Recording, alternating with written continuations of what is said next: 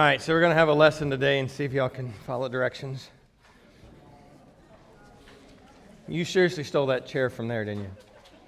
Instead of sitting at the VIP table, I got it. We'll start with you. You look like you're, not you. You think you are good. Here's the rule. You take one out, you pass it around. It's like 99 bottles of beer on the wall.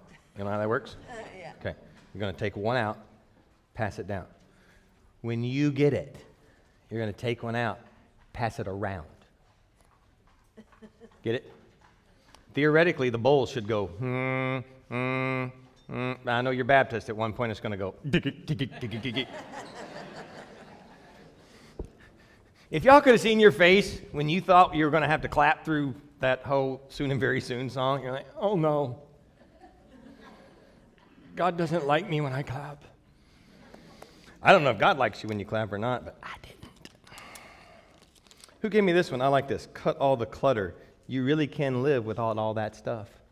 Where was that at?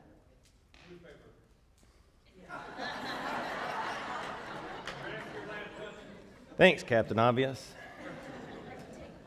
Wasn't it like in our local newspaper? Oh, you don't know. You could tell it was newspaper. I just wanted to know where it came from. Never mind. So, y'all want the good news or the bad news? Yes. So, actually, technically, it could be good or bad, not knowing how you feel. So, I opened up my iPad. Oh, no, let me just ask this question. So, you just voted. Who likes paper Bibles? Just put your hand up. Now, hold them. Do not move. Now, in your other hand, hold up your paper Bible.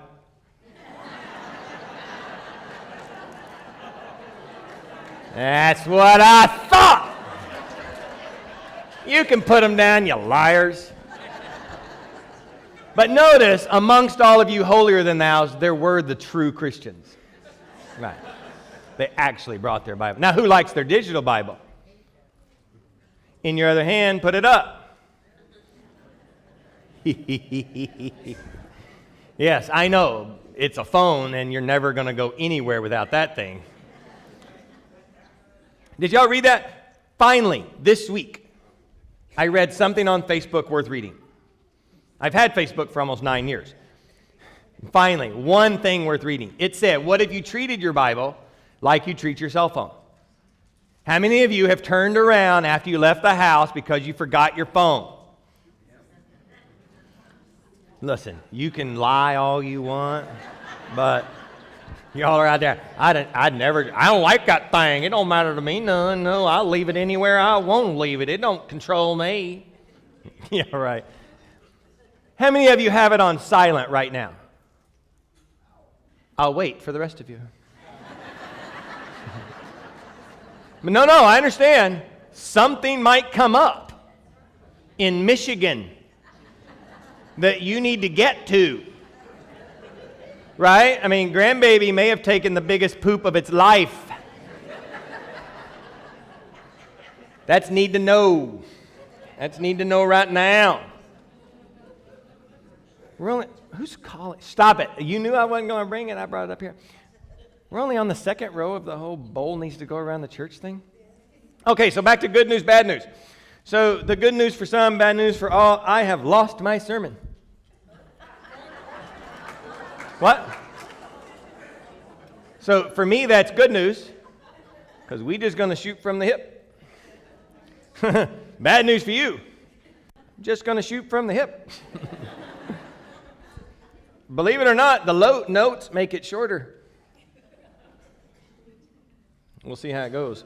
So, literally, anybody use an iPad and a Pages program? Okay, well then I'm not going to explain what happened because everybody else will be like, crickets. So here's what we're going to do.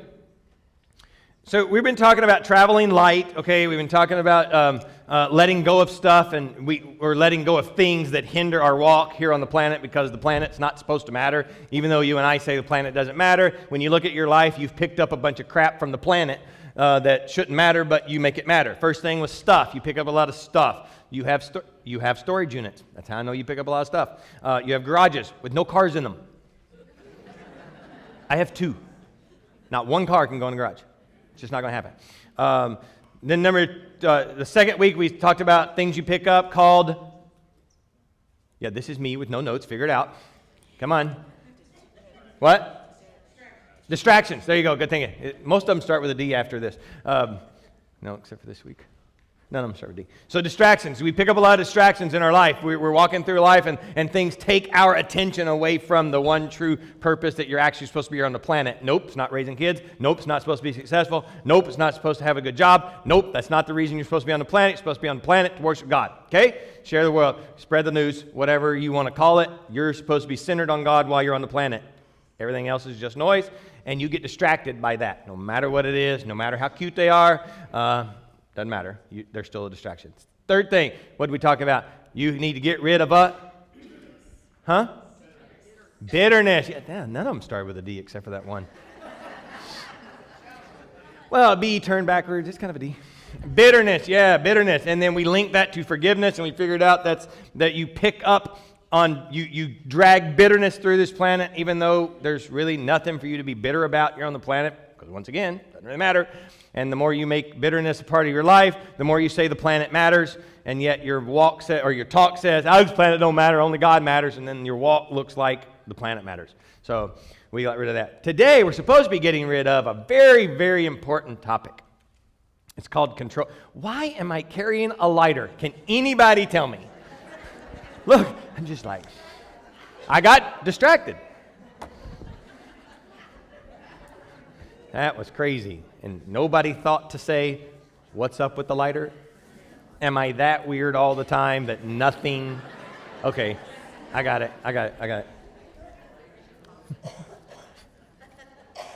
What? Yeah, where's my coffee? Huh.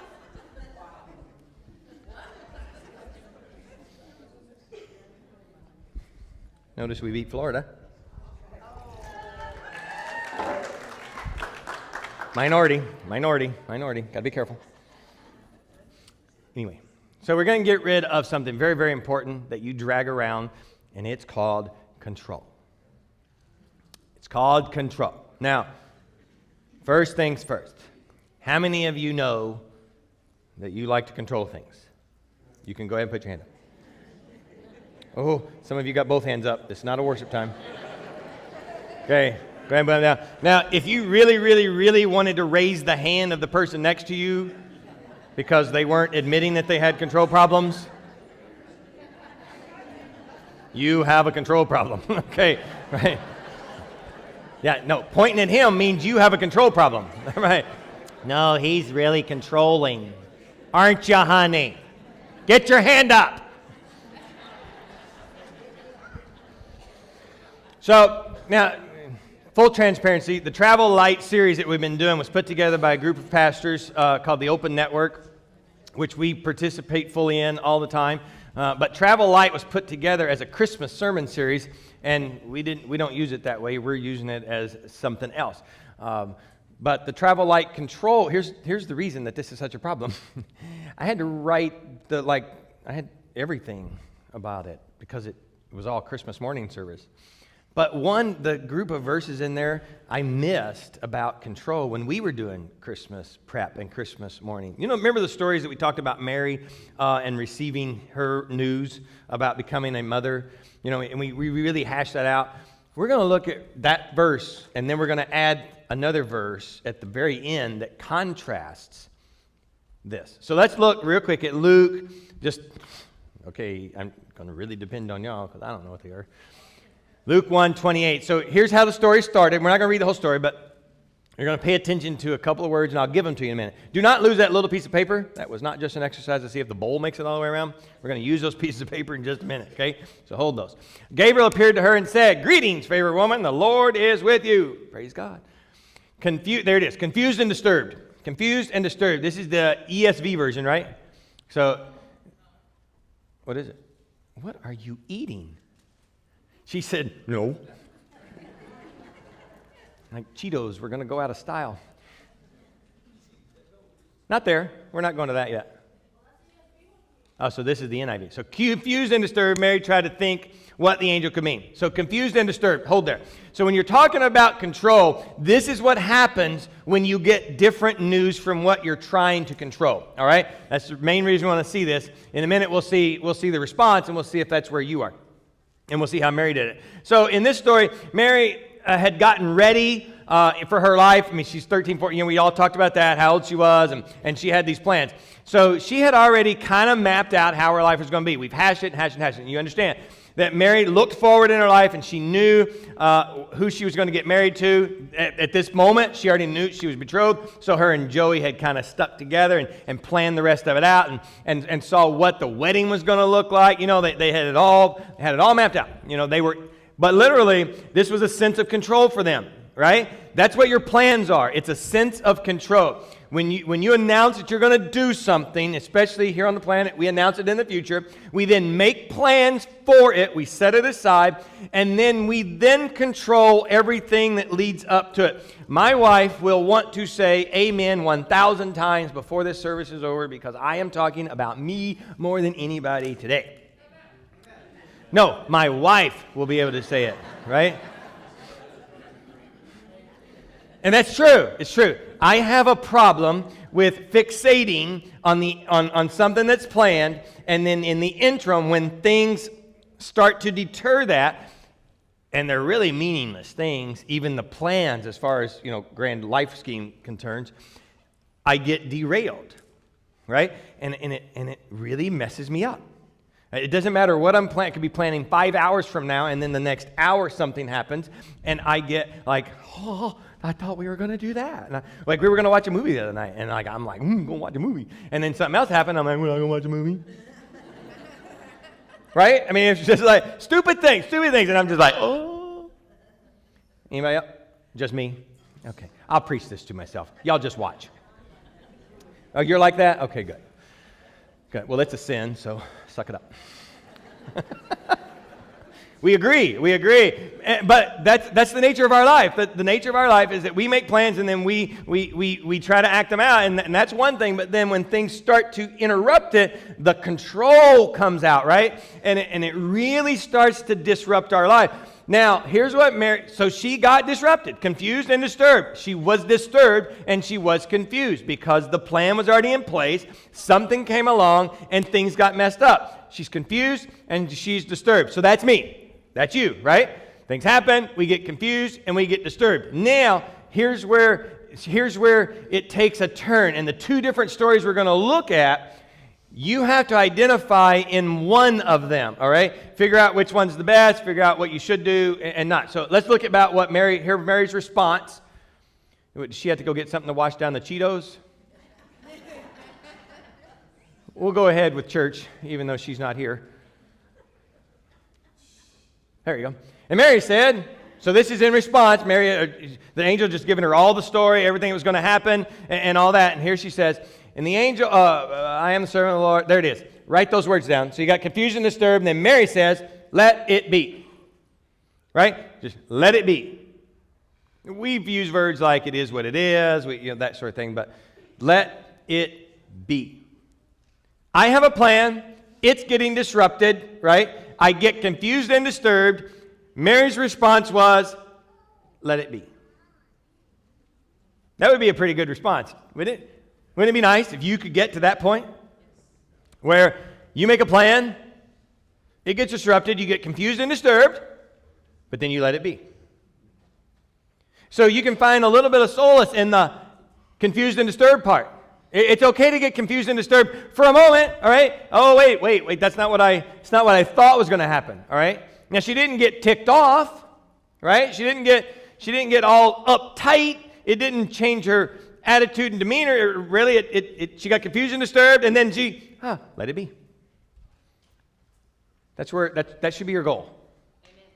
Amen. I did give her free rein. Let it be. That's what we want. Now, on the other hand, you and I have this need for this control. When we're packing this through life and when we give this planet a little more clout than it actually has. We want to control things. And when we really, really, really want to control them, we start to act out when it doesn't go our way. It does not take long for y'all to figure out where this is most prevalent in our lives today, right? You don't have to read much Facebook.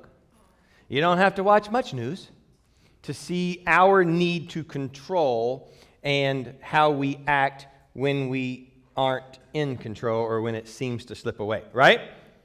Okay, do not get quiet just because the truth is starting to hit you in the face. Okay? It's okay. God already knows it's there. We still got to deal with it. And in whatever area it is in our life, you will see it come out. Sometimes more important, sometimes more prevalent, but it's just sometimes just under the surface. And it just kind of hangs there. See, for some of you, you may want to be really controlling at home or at work. Now, I can tell you at my house, I don't get to control anything, right? And Sherry Ann doesn't really control a lot. There's one thing that she really likes to control. Laundry. She does. I mean, she's like, it is this way or you're dead. Not the highway. You're not getting out alive, right? I mean, it's just like, wow. I don't know if you've got one like this, a person you know. But I've been taught to fold towels like 9,000 times. Guys, for the sake of argument, pretending you don't know how doesn't work. I don't care who told you that was a good idea. It doesn't work. It just gets you bloody, black and blue, whatever. So I've been taught how to do that, and I still can't get it. But she really likes it a certain way, right? And that's fine. And then certain areas there's a couple of things I like to control, and it's fun to pretend that I get to. And as long as everybody's asleep in the house, I'm in full control, right? You know, what channel the TV's on, how loud the TV is, whatever that is. But they're still just, and that's stupid stuff. She'll admit to you that's stupid stuff, and it's stupid stuff. But it speaks to a very deeper issue about how we're trying to control life, right? And how important life really is, no matter what it is. And there's certain things that come across your desk that you're able to control. And we'll kind of talk about that in a second. But most of the stuff, we don't want to just say you can't control it anyway, right? You don't want that attitude. Even though that's my new phrase. Well, you can't control it anyway. There are some things you can. And I think you need to be very careful with that and see it. But here's two things we really try to control, and we're going to mess up when we do it. We try to control people, and we try to control circumstances.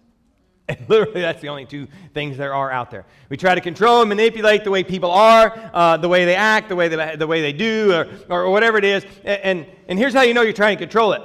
When somebody does something that you don't think they should have done, how do you respond?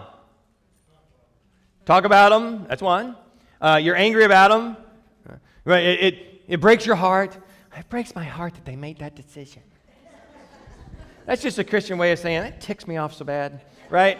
It just breaks my heart. It breaks my heart. Don't break your heart, right? It's just your way of saying, well, I wish they'd have done it my way.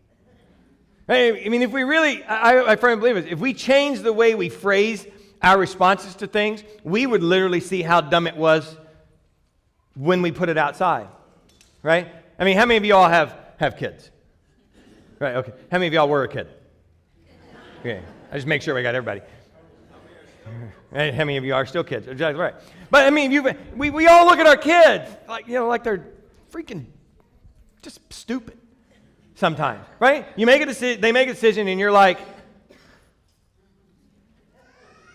I taught you better, right? Like it's my fault, or whatever. And we do that, and we try to. So we respond. Wow, I raised you to be an independent person, strong, right? Be able to make your own decisions. And then they make a decision on their own, and you're like, that was stupid. I meant I raised you to make your own decisions that agree with me, right? But, okay, and that just hits it home, all right? That just hits it home. Oh, and how many of you are grandparents? I'm a grandparent. It's just little bitty, right? And wow, so you all know the answer to that one. How stupid your kids are, right? When you look at your grandkids, right? And the decisions they make about them. Oh my gosh. I mean, come on, really? You need to put that kind of strict rules on them? I mean, they're kids. Let them be, right? It's funny. I already expect to change that. Think about it, but just think about it. Yeah, I want to laugh about it for a little bit, but then I want to get really real about it. Because those underlying tones, those things about us that think we can do the control, that we can control either the people or the circumstances in our life, are a real problem with the fact that we really believe that this planet's that important, right? And that God is not big enough to either help, let's just say our kids, help our kids make decisions, or work with them in the decisions that they make that are wrong. I mean, that's literally the indicator of our life. When we look at someone about a decision they've made or an action they take or a belief system they have, whatever, and we think that they're wrong in it or that they need to be changed about it, what we're saying is, hey, God, you're lucky you got me down here, buddy. We're gonna fix this for you, okay? I mean, I was called for such a time as this. This is my purpose on the planet, to change their mind, to make them behave correctly, to do this, to do that. And really what we're saying is, the planet's way more important than God's message to us. So that needs to irritate you a little bit. It needs to irritate you that you don't have the control. Okay? It needs to irritate you that you've got something to let go of. It needs to get under your skin that I would even tell you that, right? I mean, right now you should be going, oh, you're stupid. I can control it. You just watch. I just won't give them any more money. They'll do what I tell them to do. Well, at least to your face. You see, we even put mechanisms in place to fix how people behave. We punish them when they don't obey or make the right choices. Aren't you glad that we're the only ones that do that? Aren't you glad that God's not up there going, today's going to suck for you because you just did what I didn't want you to do, and now I'm just going to, you know what, step aside. I'm just going to back off from you for a little while, teach you a lesson. Maybe you'll start seeing it my way. Aren't you glad? Well, that's God. That's not me. He made me a fallible human. I can do that. Well, you can. But it speaks a lot about your heart when you do that. It tells you a lot about yourself. That you're a freaking control freak. It is. I want to, and Ken Blanchard said this. He says that ego is the problem here. And ego stands for edging God out.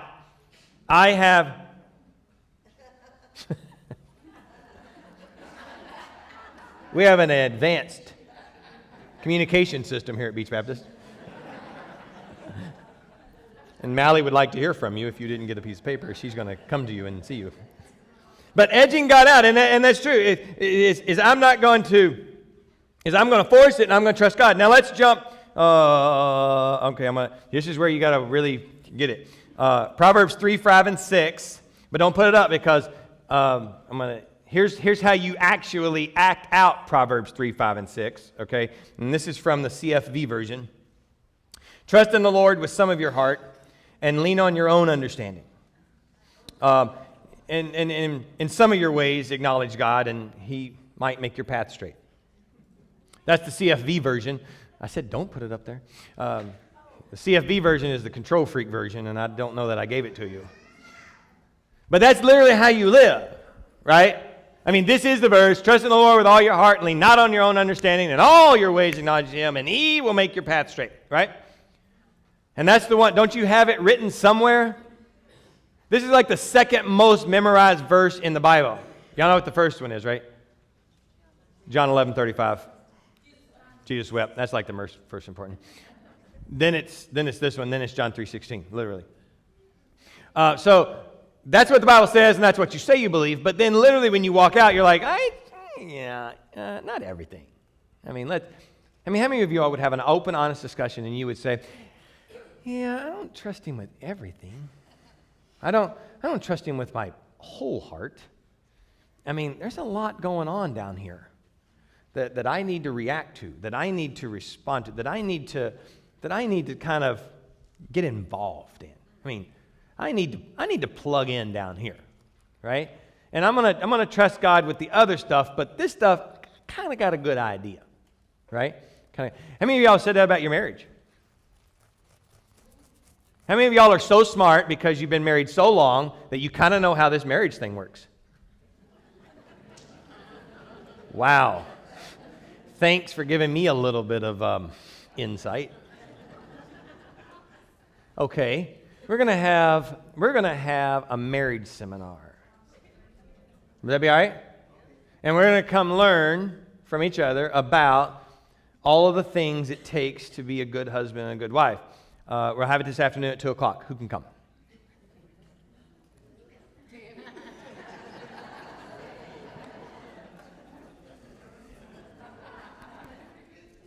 We're going to have an in-depth discussion about intimate relationships with your spouse and the godly way that it works, just the godly way that it works.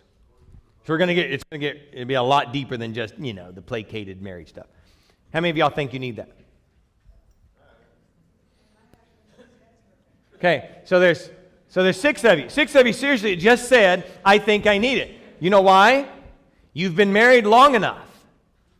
You don't have anything else to learn. You yeah, that. Be honest. National studies say that couples over the age of 60 do not go to marriage relational seminars. They don't go to, or if you're over 60 that have been married more than 30 years. Sorry, I forgot to put the other one in there. You don't go to relationship seminars. Why? Because you're trusting in your own understanding about how marriage works, and you've already done it for 30 years. You don't need any more lessons. Here's the problem. As a Christian, you tend to respond to God that same way. When He speaks into your life and you've been a seasoned Christian for a while, you tend to not listen because you will tell yourself, you will tell others, I don't know, I know what you're supposed to believe about that. I know how you're supposed to respond about that. I don't have to even question it. I don't even have to think about it. You trust in your own heart and your own understanding. That's a control problem. Let's jump and look at the anti-story to the Mary story, where she got disturbed and confused and then said, let it be. So I didn't give you these, did I? These are the ones. Yeah. This is where things are going to start to really mess up. You're going to have to you probably have to believe me on some. Is that okay? Genesis 16, 1 through 4. Let's start there. Yeah, we're going way, way back, all the way back. So this story is about 2 people. Y'all know what their names are in Genesis chapter? That is not their names. What is their names in Genesis? Sarai and Abram. There you go. So this story is about Sarai and Abram. Now, what's going to happen? Let's just read it, verse 1 through 4. Now Sarai, Abram's wife, had borne him no children. Right? She couldn't have kids. Kind of made Abram mad. But she had an Egyptian slave named Hagar. Y'all need to remember these 3 names. Abram, Sarah, Sarai, and Hagar. Just keep going. Verse 2. So she said to Abram, the Lord has kept me from having children. Go sleep with my slave. Perhaps I can build a family through her. Abram agreed to what Sarai said. Now, backstory. They had already been promised that they were going to have kids. Okay? So they had been given some insight by God. You're going to have kids, and there's going to be so many kids, you couldn't even count them, right? Like the sand, it literally says sand in the seashore. Grains of sand. You're going to have so many kids. That's a lot. And here, Sarah and Abram come together, and they're like, it's not happening. It's not happening. We're going to have to take control of this. We're going to have to step in. So God promised, and check this. I'm not faulting them, technically. Because in the technical ramification, or technical thinking, you're there. So God says to you, you're going to go somewhere. All right, he tells you, I'm going to make this happen. All right, and I've always taught, so if God says go, you go right then. You just get up and go. All right? So let's say, so what God said to Abram here is, you're going to have children. He literally gave Abram some insight into his future. A future that the New Testament says doesn't even exist to you. It's going to start to get deep. You're going to want to take some notes. Because in the earlier, when I read, you said, I want to see what God can do in my life. I want to see what God can change me about today. Abram, you're going to have a bunch of kids. Sarai goes, I'm getting a little old for this. Let's go adopt some. That be you? Could be. Is it the right thing? Are you taking control, or are you allowing God to let this happen? Two things you need to learn from this. Never, ever sleep with the hired help. And number two, don't forget number one.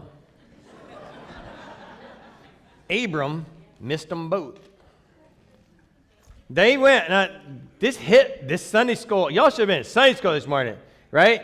Have you ever been around someone when they got hit with the truth of what's happening in the Bible or in their life, and you're like, you ever realize something and it's like, holy crap, that's crazy.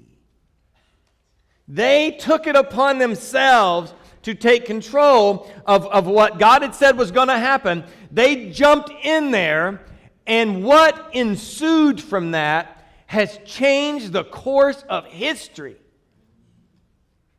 Here's what we said in Sunday school, it never worked out good, and because I've read the end of the story, will never work out good. Nothing good has ever or will ever come from Ishmael being born. Ishmael is the son was born of Hagar, and Abram. Ever does it work out right? It's a bad news. God comes back and says, that was bad. Shouldn't have done that one. I told you it was going to happen. I had, and you took control. And your control screwed up history. Screwed up everything that happened from that moment. Now, my theology has problems with that. A lot. Right? You just write down your own problems with that. And how you've got to readjust maybe a little bit what you think about what happens when you make decisions and take control over what's happening to you here on the planet. It's not just your attitude that God's not big enough or smart enough or fast enough or whatever. It's the ramifications that can happen here on the planet that affect people's lives that keep them from hearing the news that you're supposedly so focused on and say happens to be the most important thing you could possibly tell them. And yet, the noise that the fallout of you being in control takes place. So, grab your pieces of paper. There's a pen in the pocket in front of you, and if we've done our math correctly, that means there's a pen for everyone. You on the back? Yep, there's one right in front of you. So, now, I really want everybody to participate, but I don't have that control. Who I'm talking to is those who said, you know what, I do want to see what God can do in my life, and I do want to see how He can change me, all right? On the piece of paper, you're going to write down, we've kind of done an exercise similar to this, but I let you have them back. We're not going to do that. On that piece of paper, I don't care if it's an area of your life, it may be a person, it may be a circumstance, whatever it is, that you're controlling, or that you believe you have control over. And just like a few weeks ago when I said last week, when God has placed the person on your heart that you have bitterness to that you need to deal with. He does that. You have already been revealed what you think you're in control of. Whatever, it could be a decision, it could be a person, it could be a circumstance, it could be you, it could be just life decision, it could be anything, right? You've already been revealed. It's there in your heart, right? And he's already started work on it, because that's what I believe God does. As he comes together with us, which is the promise, he reveals to us what he wants us to hear, with or without notes, with or without a plan. Yeah, you're right. He just taught me that I don't have control over what we're going to say in here. That's good. I should write that down. See, right then, that's what was revealed to me. You don't have, this is not your deal. In this room, what people hear, that's not for you to decide. So on that piece of paper, write that down. And then fold it or wad it, whatever you got to do. And then this section is going to take them to this row of chairs, right? And this two sections are going to take it to these two row of chairs. And then Steve, if you will grab, Wes has some baskets back there. He did. We talked about them. Grab 2 baskets. If you'll come down that aisle and grab those that are on that end. And then who's back there that I can pick on? What's there to talk about?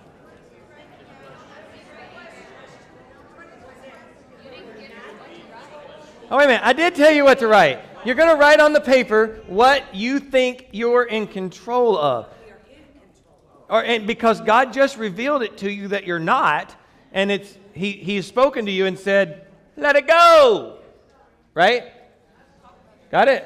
So, what? I didn't say that? Sorry. Talk to God. So, and then after you write them, bring them in there. So, yeah. So it's the thing that you came in here with control of that now God has revealed. You don't really have control of that. You need to give that to me. Or, for you really devout, God said you probably need to get rid of it, and you went, nah, it's not it. That one. Write that one down. The one you took control back and said, no, we're not even going to do that. So I'm trying to get them to pass it to you here in the aisle so that you don't have to go. But yeah, just so Paul will hold that one, and then John will hold that. Yeah, there you go. And then Mally will come down that aisle and grab those.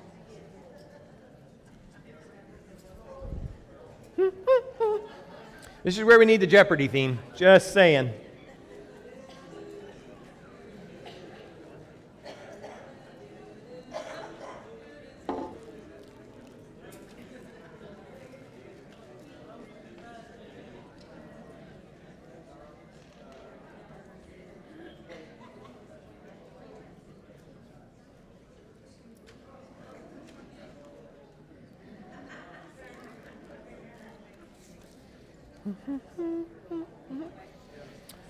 Who needs a little more time?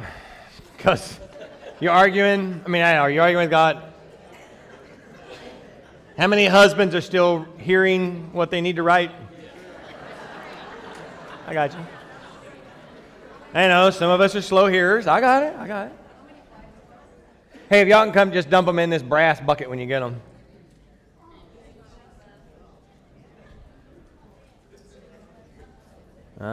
See, the aiming flame's starting to make sense now, isn't it?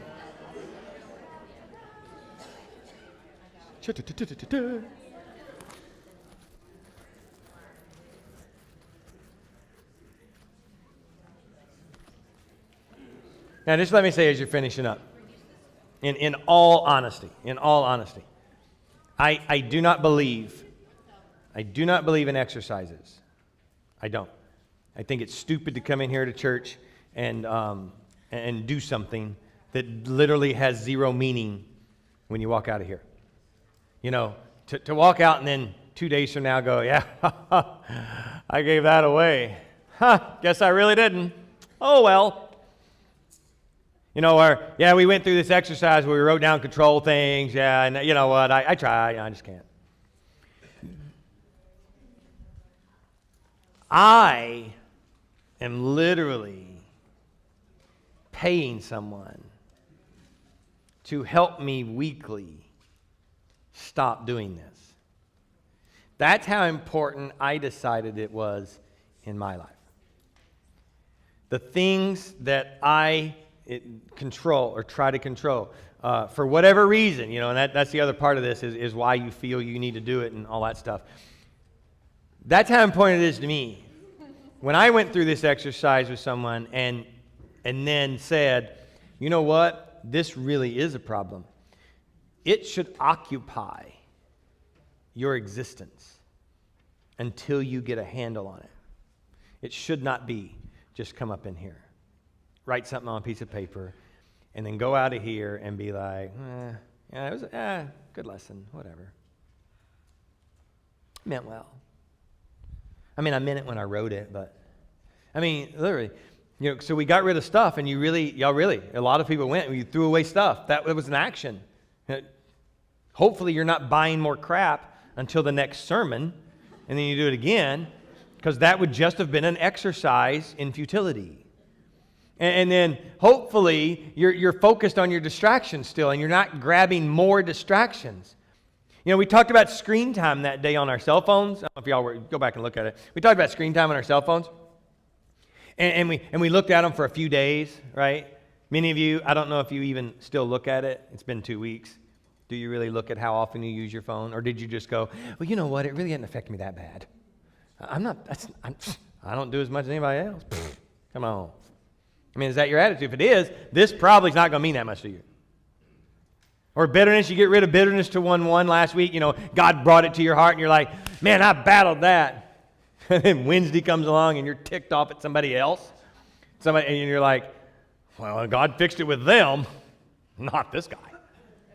See, he didn't fix you because you didn't allow it. You took control back. See, today is pivotal because it has control over the others. So you wrote them down, and we're going to burn them.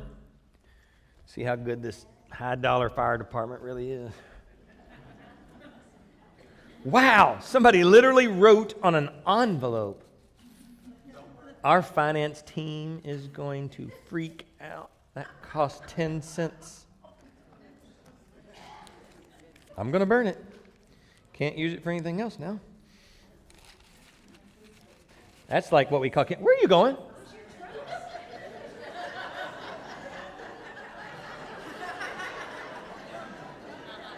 You're only laughing if she's told you the story about me playing with fire the last time. I understand. I don't know if there's a check in there or not. Somebody was dumb enough to put a check down in there.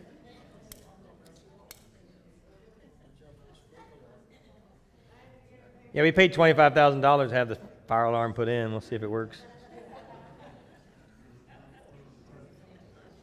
Here I am with no marshmallows. Okay, but seriously. So that's how you're literally supposed to get rid of it. That's how much you're supposed to get rid of it. Like you write it down, you acknowledge it, but then it's supposed to be gone. Whatever it is that you just wrote down, this isn't symbolic. You gave it away. It's gone. Now, when you take it back, that speaks volumes for what you believe about God. That speaks volumes for how much you actually think God is in control of your life. It tells you you're lying. It tells you you do not believe that God is who he says he is. For those of you who are worried that the fire alarm is going to go off, we turned it off. You have been unprotected all morning long for such a time as this. But literally, it's going to turn to ash. You use all the symbols you need to use. It's going up in smoke. But is it really going up in smoke? Because only you will determine that. Only you will determine whether you're actually getting rid of it, whether it's actually being consumed by fire, whether you actually believe whether God is in control or not. You are seeing it happen, and you're going to live it out then, what you really believe. And see, that's what's most important on this planet. is that you're walking out what you say you believe, that God's in control, that God's not, that your stuff is not important, that the bitterness isn't worth holding on to. It's better to have a closer relationship with God and live with Him. It's better to, whatever it is, those things. What you're saying and then what you're living is determining the witness that you are to other people.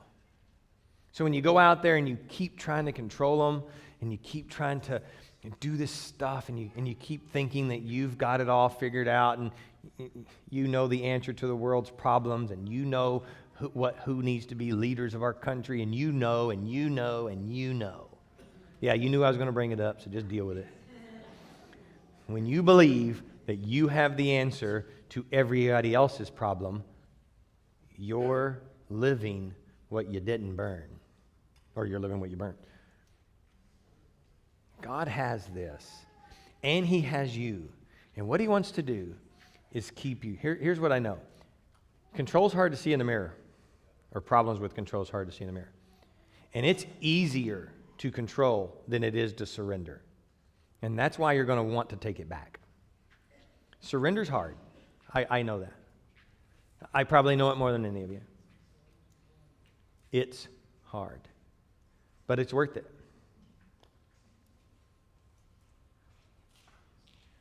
Do I need to have the distraction talk again?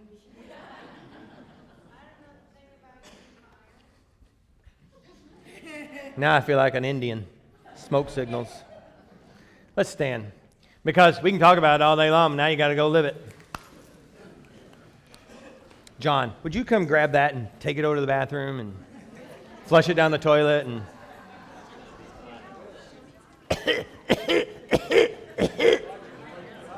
I hope it gets on you. Seriously. If it gets on you when you get in the car, you can be like, oh yeah, that's what I burnt. Yeah, it got on me. Maybe I can remember it. You ever been to a smoke fire or a campfire and it gets in your hair? I hope it's in your hair. I hope it's so much in you that you can't not remember it. I hope. That's what I hope God's word is to us all the time. This just happens to be a little remembrance. Let's pray and we'll go, and y'all can breathe. I got it. God, I thank you that your word speaks to us, that it gets on us, and that you'll remind us the things that we stuck in this basket and burn up.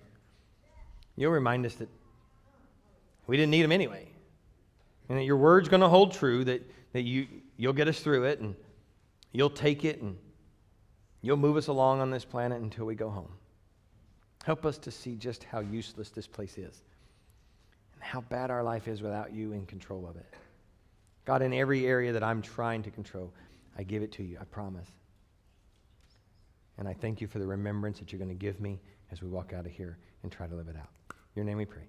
Amen. We'll see you back Wednesday.